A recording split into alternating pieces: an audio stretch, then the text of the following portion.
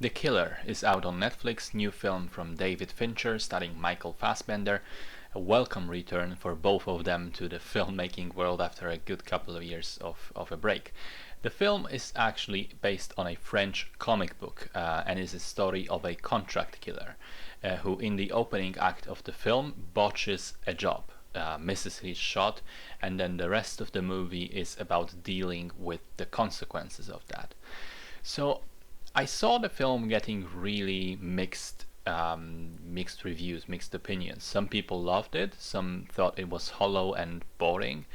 I am firmly in the former camp, and I believe that most of the people who didn't like the film simply didn't understand it, because a lot of the criticism has been focused on the voiceover narration and people's sort of frustration with the main character.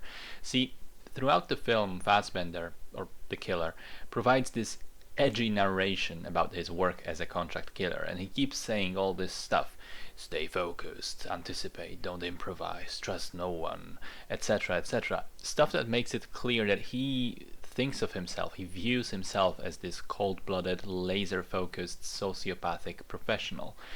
But his actions go completely against that, and that is the main point of the movie, in my opinion. It's about the stories we tell about ourselves to ourselves, about how the way we picture ourselves can be wildly different than reality.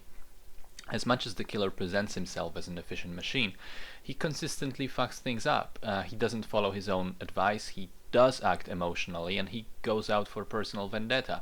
Hell, the first thing he says in the opening scene is that waiting for opportunity part is boring, and if you can't handle that boredom, this work is not for you.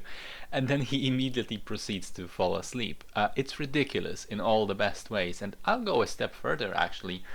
I'll say that the film pretends to be just a tense thriller, whereas in reality it is equal parts that and a dark, very dark, but comedy.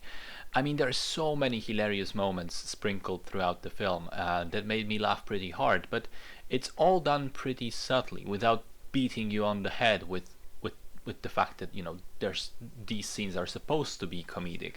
And so I think many people may have, you know, missed the point completely. I liked all the side characters that the killer encounters. I liked the sequences of ultra violence and how they're balanced with long stretches of mundane sort of research, patient waiting, careful observation. I also just loved the hand-to-hand fight sequence in the middle of the film.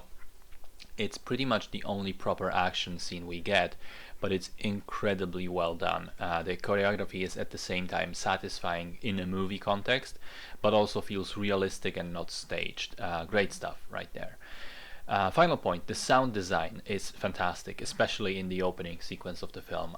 The way it plays with the music and the sounds of Paris outside the windows and the little noises the killer makes, it's just splendid. And also the music itself is well done. The score was written by Atticus Ross and Trent Reznor. And I find that the score consisting, not the score, but the soundtrack consisting almost exclusively of the Smiths songs is also kind of low-key hilarious.